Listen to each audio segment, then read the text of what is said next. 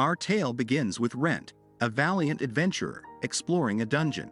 His jaw almost hits the ground when he comes face to face with a terrifying winged monster, its muscles bulging. This creature is unlike anything he's ever seen, with two mouths that make him tremble in fear. Rent realizes he might not make it out alive and that his dream of becoming a top-tier adventurer just got a lot harder. The beast lunges at him, its dual mouths ready to attack. Despite Rent's efforts, he's bitten and fears his end is near. To his shock, Rent wakes up later only to discover he's now just a skeleton.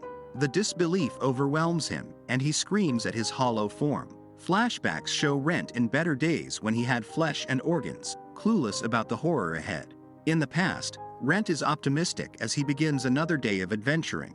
Despite the early hour, he envies the leisurely mornings of nobles and scholars. Living in a small, insignificant town, Rent relies on jobs from the Adventurers Guild to survive. These jobs match his rank and skills, ensuring safety for inexperienced adventurers. Rent explains to some lazy acquaintances that he's returning to the labyrinth for work, but they don't understand his dedication. Unlike most adventurers who team up, Rent prefers solitude because he's not very skilled despite 10 years of experience. He ekes out a living from cautious jobs, living a dull, frugal life, always wary of his next move. As Rent ventures into the supposedly deserted labyrinth, he stumbles upon a hidden passage, a revelation that could change everything. Excited by the possibility of discovering something unique, he throws caution aside and explores further. Ignoring the danger signs, he hopes to find valuable magical artifacts and even dreams of making a fortune by reporting his discovery to the guild. Blinded by his excitement, Rent fails to see the obvious dangers and finds himself face to face with a creature he calls a dragon. According to legend, dragons come in various forms, and this one is exceptionally large and menacing. The sheer presence of the dragon overwhelms Rent, making him realize he's outmatched. Back in the present, Rent ponders his unlikely survival after being devoured. He questions whether he's truly alive or just an undead monster, susceptible to purification magic. Unable to find answers, he considers returning to town but fears capture and execution. Despite his fear of death, he grapples with existential questions about his existence, unable to find peace of mind. Deciding to put his problems aside, Ren quickly leaves the room. Outside, he reflects on the mysteries of the labyrinth. No one knows their origins or workings, but they're filled with valuable treasures and dangerous monsters. While others are busy exploring new labyrinths, Ren plans to seek advice from solo adventurers who will arrive soon. However, he realizes he'll need to communicate without a tongue. Suddenly, a real skeleton monster appears, and Ren prepares to fight his undead counterpart. Struggling with his lack of muscles, Ren finds himself weaker than before. Though defeating skeletons used to be easy, now he can barely wield his sword. Panicking at his vulnerability, Ren taps into his spirit energy, buffing his strength. With newfound power, he easily defeats the skeleton but is shocked when it glows, replenishing his spirit energy. In a flashback, a woman teaches Ren about monster evolution. Like humans, monsters evolve over time and experience. She explains how skeletons can evolve into ghouls, a form resembling humans. Inspired by this, Ren sets a new goal to become a ghoul, hoping to blend in with humans wearing robes and masks. Back in town, Ren's friend waits for him in vain, preparing dinner alone. Meanwhile, Ren continues his journey through the labyrinth, defeating multiple skeletons and learning to harness his spirit energy for healing and combat. Ren encounters a slime, a seemingly weak but not to be underestimated creature. His lack of offensive magic leaves him with only his sword to attack. Knowing the only ways to defeat a slime are to pierce its core or break it apart, Ren takes a chance and manages to strike its core, securing a victory. He collects a magic stone from the slime and keeps its essence to sell later, knowing it's used in cosmetics. At the guild, two members discuss a newbie looking for a party, considering recommending her to Ren, who's been absent. The newbie, short on funds, is advised to explore an easy labyrinth for treasure and materials, unaware it's the same one Ren is in. In the labyrinth, Ren reflects on his lack of basic needs like sleep or hunger, realizing anything he consumes would pass through his bones. Despite continuous fighting, his evolution into ghoulhood progresses slowly. However, He regains his physical abilities and learns to use mana. Surprisingly, despite being undead, Ren can still wield divinity. Using it to purify water and preserve food, he hopes for a return to normalcy eventually. Focused on his goal, Ren calculates how many monsters he can handle at once, deciding to flee if outnumbered. Though he expects no more than 5, encountering more would likely mean his demise. Ren's cautious approach guides his survival strategy in the labyrinth. Ren's journey takes a toll on him as he reflects on his perceived weakness despite years of training. Most adventurers quit when faced with similar challenges, but Ren persists, dedicating himself to daily training for 2 decades. Despite having rare powers like spirit energy, mana, and divinity, Ren wishes he possessed one strong ability. His goal of reaching Mythal class, the highest rank, keeps him determined, even after being turned into a skeleton. Continuing his battles, Ren defeats more skeletons and even takes out a slime effortlessly, noticing a change in his strength. Collecting slime goo, he's shocked when a different light emanates from it. His body undergoes a dramatic transformation, sprouting muscles, hair, skin, and eyes, evolving into a ghoul. Though he's just a creepy corpse, having flesh again marks progress. Ren believes with continued effort, he might even ascend to become a vampire. Attempting to speak, Ren's first attempts sound like zombie-like roars, but he eventually manages to utter greetings, though still unsettlingly. As he encounters goblins, he utilizes the dungeon layout to his advantage, isolating them for battle. Evolving into a ghoul grants him agility and increased powers in spirit energy, mana, and divinity. Strengthening himself and his sword, Ren easily dispatches the goblins, pondering if he's now stronger than when he was human. As Ren hears fighting in the distance, he discovers it's the girl from the guild, effortlessly defeating a weak skeleton. Overjoyed at the sight of another human, Ren restrains himself from approaching, aware of his ghoul-like appearance. Instead, he watches from afar, realizing he's never seen her before. Ren explains how he knows almost every adventurer in town, as they often ridicule weaker individuals like him, making it essential to understand their abilities and alliances. Continuing to observe her, Ren notices her encounter with another skeleton. Though skilled, she lacks strength and overlooks her surroundings. When she's cornered, she fights bravely but is overpowered. Ren intervenes, slicing the skeleton in half to rescue her. Despite his attempts to communicate, his zombie-like voice frightens her. Ren tosses away his sword to show he means no harm and introduces himself as Rent the Adventurer. Confused by his appearance, she wonders if he's in disguise. Unable to fully explain his situation, Ren reveals he died but is somehow still alive. Recognizing Ren as different from other monsters, she thanks him for saving her. Assuring her he's not a threat, Ren asks for her help. She agrees to buy him a robe to help him blend in. Ren allows Rena to keep the change after she buys him clothes, and she introduces herself as Rena, the daughter of a knight. Grateful for Ren saving her, she promises to repay the favor. However, Ren notices her caution around him, realizing a proper adventurer would report his ghoul-like appearance to the guild. Despite his reservations, Ren believes Rena won't betray him. Meanwhile, Rena rushes to the guild with an urgent question for the guild lady. In the dungeon, Ren battles another slime and confirms he's much stronger than when he was human. He hits the slime's core perfectly, showcasing improved combat intuition. Ren is surprised when Rena returns, and he reassures her that he's not like other ghouls. He explains that ghouls don't typically appear on early dungeon levels. Rena notices Ren's improved speech, and he credits it to practice. Rena brings Ren clothes, apologizing for still being scared of his appearance. She explains she had to ask around for shops since she's new in town. Along with clothes, she brings boots, gloves, and bandages to cover Ren's arms and legs. Touched by her thoughtfulness, Ren puts on the clothes and feels surprisingly comfortable. Rena accidentally reveals Ren's ghoul-like face but quickly offers a mask she brought for him, completing his disguise. As Rena hands Ren the mask she got for him, they're both shocked when it seems to fuse to his face, refusing to come off. Panicked, Rena admits the shop where she bought it seemed suspicious, and she only got it because it was cheap.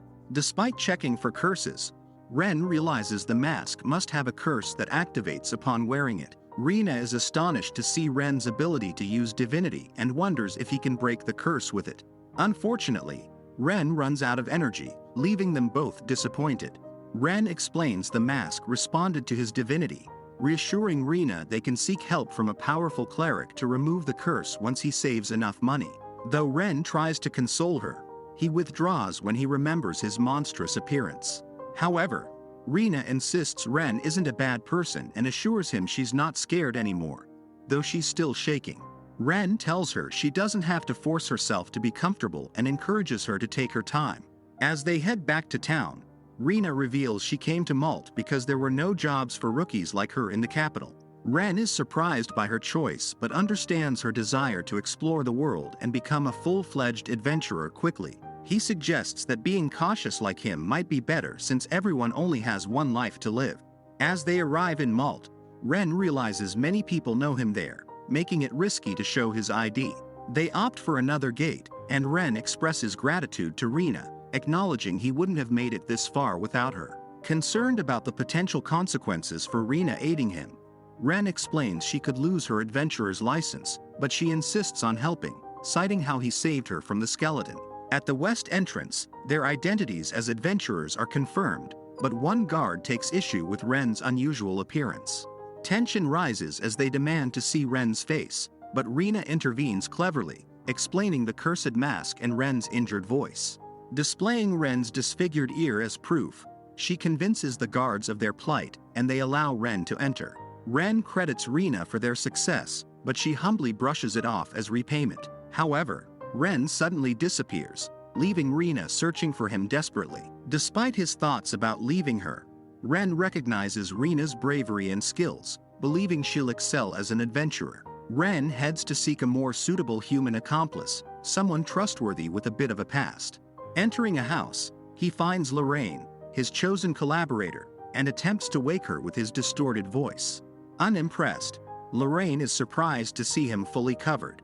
Ren shocks Lorraine by showing her his ghastly arm without any preparation. Just moments ago, Lorraine had been worried about Ren, considering sending a search party. As Ren enters, Lorraine pretends to be asleep, relieved he's alive. Skeptical of Ren's story about being turned into an undead by a dragon, Lorraine struggles to believe him, but his grotesque appearance leaves her no choice. Despite her skepticism, Lorraine maintains a calm demeanor, typical of an academic mage adventurer. However, Ren senses she sees him more as a test subject than a friend. Surprisingly, Lorraine questions if he's truly Ren now that he's undead. Ren admits he has Ren's memories and mind, but his deceased body complicates matters. Nevertheless, he's determined to continue his adventurer's journey and reach mithril rank. Lorraine, recognizing Ren's desire for her to accept jobs on his behalf, offers him shelter in exchange for his assistance with her research. She acknowledges his uniqueness as a subject for studying existential evolution, and Ren agrees, on the condition she doesn't attempt to dissect him. The next day, Lorraine bypasses the guild and directly pays Ren for the magic stones and slime goo he obtained from the dungeon, recognizing their high quality. Ren heads to the blacksmith feeling content with his pocket full of money, but his mood sours as he notices people's fear of his appearance. Apologizing for his strange voice and appearance, Ren requests a new sword from the blacksmith, who notices Ren's use of magic or spirit energy from his old sword. Ren shocks her by revealing he uses all three: magic, spirit energy, and divinity, a rarity. They agree to keep this secret. The shop's owner, Culp, takes pride in his work and informs Ren the sword will take several days to make, requiring Ren's input throughout the process. Meanwhile, Lorraine researches ghouls' abilities, noting their strength and preference for animal meat, particularly humans. However, powerful monsters turning humans into lesser undead typically strip them of their personalities and emotions. Despite Ren's unique case, Lorraine is skeptical he remains the same person as in life, although she still feels close to him. Reflecting on their first meeting when Ren's skin wasn't falling off, Lorraine recalls taking Ren along as a rookie adventurer on a job. Even though she became the youngest great doctor and silver-class adventurer, she found the world boring. She took Ren with her on a job, but he carelessly harvested a delicate plant without understanding its importance, prompting her to scold him. But to their surprise, Ren executed it flawlessly. Just then, a nosy goblin appeared, and Ren guided Lorraine to cast a particular spell. She did, showcasing magic prowess beyond her silver rank, amazing Ren. The next morning, Lorraine confessed that it wasn't her first battle. She was flustered because she usually had many escorts. Then it dawned on her. Everyone was worried about her going alone, so they suggested Ren accompany her. Ren had been advised to read extensively about plants and monsters, so Lorraine asked him to teach her. Seeing his proficiency in forest navigation, she sought to learn that too. Thus, their partnership began, with Ren diligently working towards his Mythal class goal for the past decade, while Lorraine pursued her research passion. Back at the blacksmith's, Ren expresses gratitude for making his sword and cautiously shakes the man's hand. Kull, sensing Ren's troubles, wonders why Ren didn't seek their help. Ren, concerned about causing trouble, had been concealing his identity. However, with his varied powers and staying with Lorraine, he realized his true self. Later, Ren and Lorraine enjoy a meal. Ren abstains, unaffected by hunger. Lorraine acknowledges Ren's uniqueness among ghouls and speculates on his next evolution. Ren, desiring to maintain his humanity, plans to evolve carefully. In the labyrinth, a man struggles against a slime, and Ren intervenes just in time to rescue him. Ren grumbles about his decision to let the guy join him, feeling it might have been too lenient. As they explore the labyrinth, Ren recalls the harsh reality that adventurers must fend for themselves, with no obligation for others to aid them. He reflects on the dangers of the profession, including encounters with dishonest individuals who feign distress to rob kind-hearted adventurers. The newcomer reveals his plight. He's a chef burdened with significant debt, seeking to repay it by joining a party. Ren initially rejects his plea, considering him unsuitable. However, upon reconsideration, Ren relents and allows him to join, though he scrutinizes the man's wound, hinting at his doubts about his own identity. Guiding the chef to the site where Ren became undead, they find disappointment in the absence of the dragon and magic items. Nonetheless, they discover another hidden passage. The chef suggests profiting from their discovery, but Ren brushes off the notion, disinterested in fame. As they encounter a magic circle, Ren warns against rushing in, but the chef, overconfident, disregards the warning and triggers it, teleporting himself away. Ren ponders his next move, contemplating whether to abandon the foolhardy companion. Ren, realizing that abandoning the newcomer would make him no better than a real monster, begrudgingly decides to pursue him into the boss room. There, he confronts the giant skeleton and prepares for battle. However, Ren soon discovers that conventional attacks with spirit energy and magic are ineffective against the undead monster. With the exit sealed until the boss is defeated, Ren resolves to find another way to defeat the skeleton. Drawing upon his divinity, Ren delivers a powerful blow that brings the skeleton crashing down. He follows up with another divinity-infused attack to finish the fight. Ren then tends to the unconscious newcomer and loots a giant magic stone from the defeated boss, impressing the newcomer with his prowess. In exchange for the newcomer's assistance in running errands, Ren offers to let him have the giant magic stone. However, he also requests free meals and drinks at the newcomer's restaurant, to which the newcomer readily agrees, grateful for Ren's help in saving his business. Ren guides the newcomer out of the boss room and accompanies him to his restaurant, where his wife expresses concern about Ren's appearance. The newcomer assures her that Ren is a good person despite his ghastly appearance. Ren, now known as Loris, thanks Ren for his help and offers him a hot meal whenever he wants. Ren is hesitant to reveal his name but decides to tell Loris, who promises to keep it a secret. Ren returns home, but as he does, something strange begins to happen to him. He starts repeating Lorraine's name and feels a compulsion to test something on someone evil. When Ren arrives home, he behaves strangely, barely responding to Lorraine's questions. Suddenly, he embraces her and bites down on her neck, shocking her. Lorraine, realizing that something is wrong, pushes him off and knocks him out. When Ren wakes up, he feels like he's no longer being controlled and apologizes for his actions. Lorraine, expecting such behavior from ghouls, decides to wait until morning to tend to her wound. In the morning, Ren insists on seeing the damage he caused and decides to heal Lorraine using his divinity. Lorraine is amazed by his abilities and notices changes in his body, including his ability to pass off his once hideous appearance as having old wounds. Ren's mask also changes shape, responding to his desires, and he learns to control its transformation. Despite being unable to remove the mask, Ren is relieved that he can still hide his face. Ren and Lorraine discuss Ren's recent transformation and speculate on the reasons behind it. They consider the possibility that Ren evolved due to feeding on Lorraine's flesh and blood, which would explain his gradual shift from a ghoul to a ghast-like appearance. However, the exact mechanism behind existential evolution remains a mystery, even to scholars. Lorraine suggests that monsters may evolve into forms that align with their desires or aspirations. Ren's desire to become more human could have influenced his transformation into a ghoul. Despite Ren's initial disappointment at not becoming a vampire, Lorraine explains that existential evolution is a gradual process, akin to advancing through ranks in a guild. Ren may need to meet specific conditions before reaching the level of a vampire. They discuss how environmental factors can also influence existential evolution, with monsters adapting to their surroundings. Ren wonders if his determination and hard work could eventually lead him to become a vampire or even regain his human form. Ren finds himself in a situation where Lorraine wants to conduct various experiments on him to further understand his transformation and abilities. However, Ren feels a sense of relief as the strange impulse he experienced the previous day has disappeared. Still, he knows he can't return to the labyrinth without a proper weapon.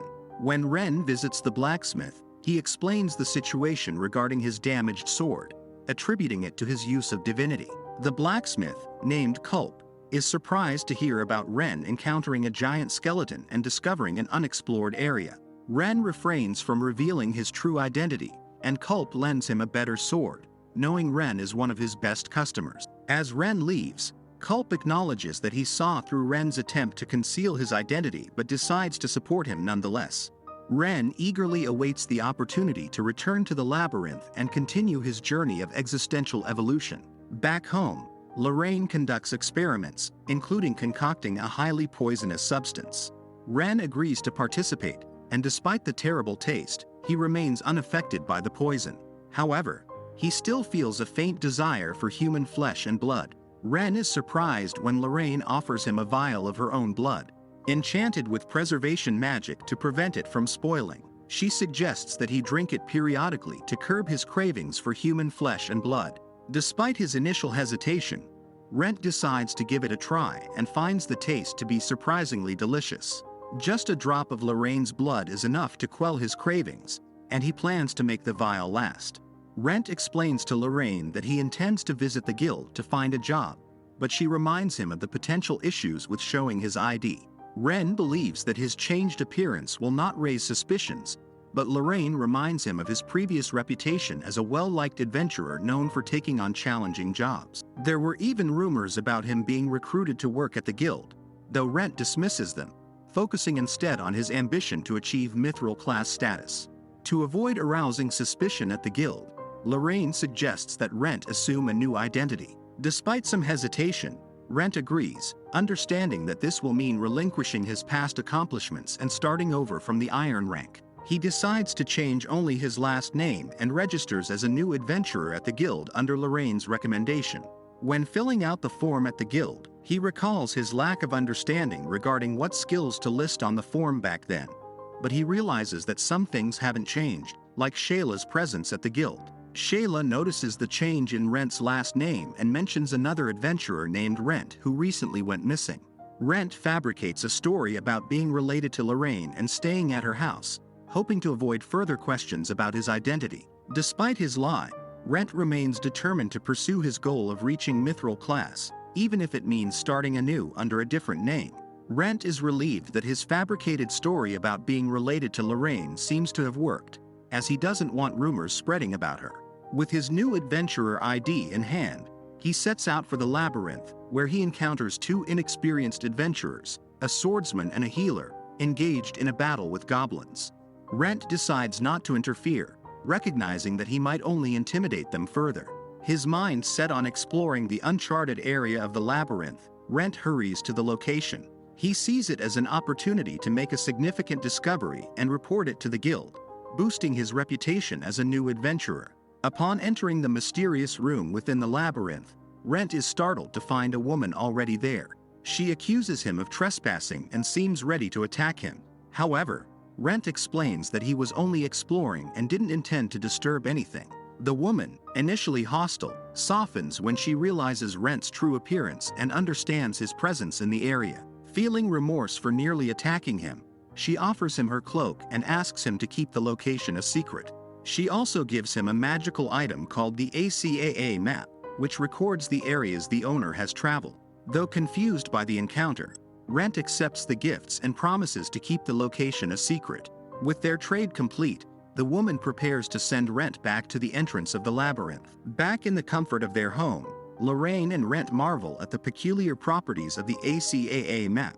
Rent's ability to see the names and positions of individuals within the labyrinth astounds them both. They recognize the map as an invaluable treasure, given its unique abilities. When Rent touches the map, it reveals the names of the children he encountered earlier, indicating that he can see the names of people inside the labyrinth. This newfound ability adds another layer of intrigue to the map's capabilities. As they inspect the cloak gifted by the mysterious woman, they find it to be incredibly resilient to magic and physical harm. Lorraine speculates about the woman's identity and her immense power, noting that she must be stronger than a gold-class adventurer. Despite the dangers he faced, Rent resolves to return to the labyrinth the next day. He believes that the woman's intentions were not hostile and plans to clarify their encounter. Lorraine expresses concern for his safety but ultimately respects his decision. In the labyrinth, as Rent battles a skeleton, he reflects on his journey so far. Despite the challenges and hardships he's faced, Rent views them as steps toward his goal of becoming a mithril-class adventurer. He sees each trial as an opportunity for growth and advancement. As Rent returns to the labyrinth, he notices that the entrance has vanished, indicating that the mysterious girl from before doesn't want him to return. However, he believes that she may simply not want him back at that moment and resolves to return later. At the guild, there is concern about Rent's whereabouts. Shayla, recalling how Rent has influenced many adventurers, including herself, is surprised when the new Rent appears. New Rent expresses his intention to take on a job that involves gathering orc flesh, a task typically suited for a stronger adventurer than an iron rank. Shayla warns him of the danger, but Rent assures her that he's already defeated orcs multiple times. Despite Shayla's reservations, she trusts Rent's judgment, but she emphasizes the importance of retreating if the situation becomes too perilous. Rent agrees, recognizing the value of his life more than anyone, given his unique circumstances and experiences.